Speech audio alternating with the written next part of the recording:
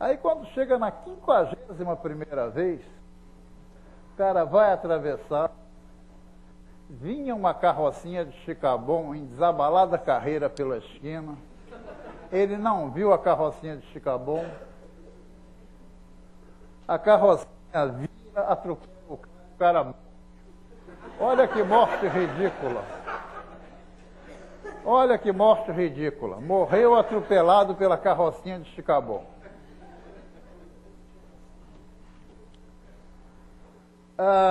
Uma coisa que acontece muito nos problemas de combinatória é que, apesar de boa técnica para resolver problemas de combinatória, as pessoas desrespeitam sistematicamente a boa técnica. Diante de 50 problemas fáceis, a pessoa consegue resolver os problemas respeitando a boa técnica. Quando chega no 51º, que é um problema um pouquinho melhor, um pouquinho mais difícil, aí o cara não consegue mais resolver. É preciso habituar a usar a boa técnica desde o início, nos problemas fáceis. Porque só dominando a boa técnica, a gente vai conseguir difíceis. Esse problema que eu acabo de propor, por exemplo, é um problema razoavelmente simples. É perfeitamente possível você desrespeitar todas as normas da boa técnica e resolvê-lo. Mas a finalidade não é essa. A gente tem que usar os primeiros exemplos, os mais simples, para aprender a dominar a boa técnica, para poder empregar a boa técnica para resolver os problemas difíceis. Em que consiste essa boa técnica? Essa boa técnica consiste no seguinte: primeiro, atitude. O que significa atitude?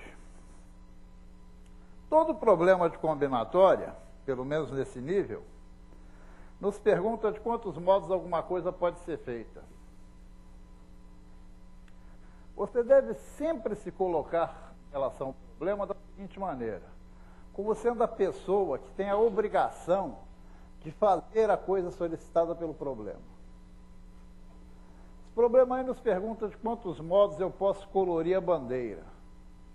A atitude correta diante desse problema é você se imaginar como sendo a pessoa que tem a obrigação de colorir a bandeira. Então você tem que se imaginar aqui à frente da bandeira, com os 3 lápis de cor aqui com as cores A, B e C, carregados de colorir a bandeira. Apesar dessa primeira parte da técnica ser assim extremamente simples, essa é a parte da técnica mais desrespeitada pelos nossos alunos. E depois eles acham que os problemas são difíceis, porque eles ficam em geral parados, olhando para o enunciado, sem conseguir fazer absolutamente nada.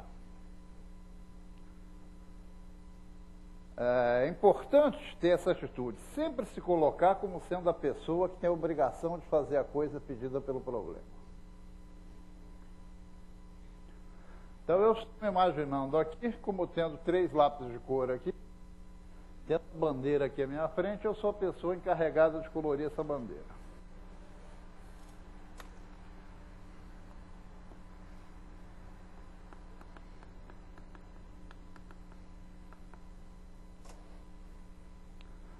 Segundo, ver que decisões devem ser tomadas para cumprir a missão, ou seja, ver que decisões devem ser tomadas para colorir a bandeira.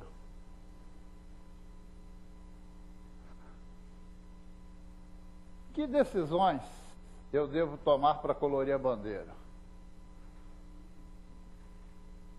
É importante não ser fominha, não querer fazer tudo de uma vez só.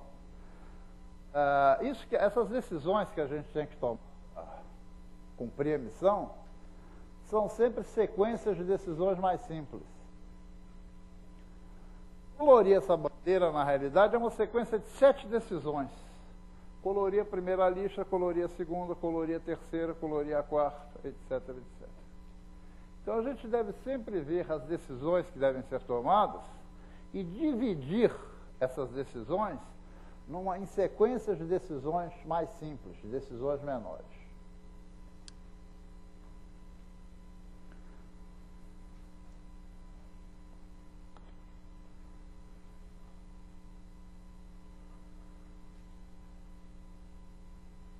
A terceira parte da técnica, que talvez não seja entendida em sua plenitude agora, nesse instante, mas será daqui a pouco, é não adiar dificuldades.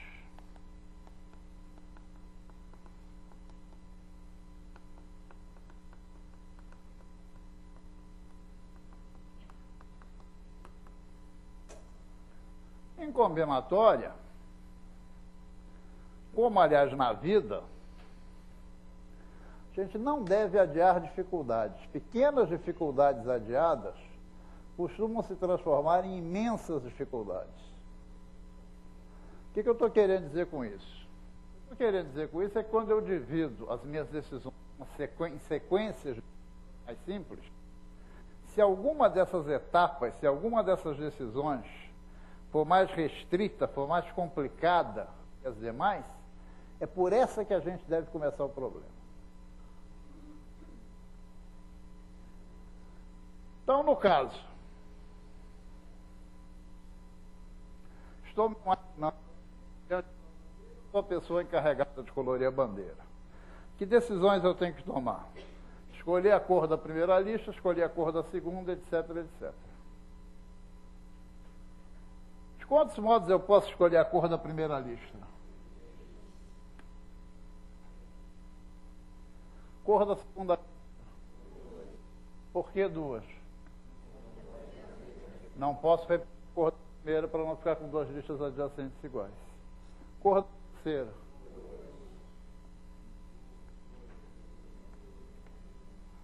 De acordo com o princípio fundamental da contagem, o número de modos de tomar essas decisões em seguida é 3 vezes 2 vezes 2 vezes 2, 3 vezes 2 a sexta, 192.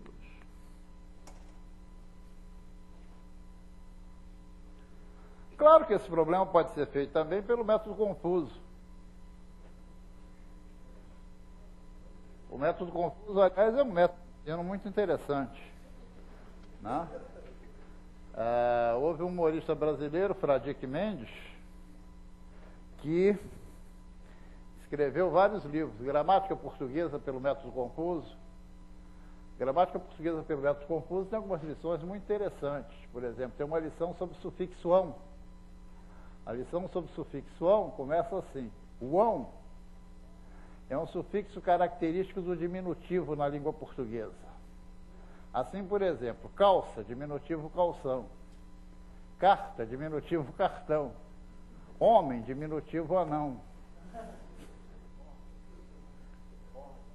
Corda, diminutivo cordão. Ele escreveu também uma história do Brasil pelo método confuso. A história do Brasil pelo método confuso começa com a chegada de Cabral ao Brasil no dia 22 de abril, encontrando os índios muito chateados com o enforcamento de Tiradentes na véspera, dia 21.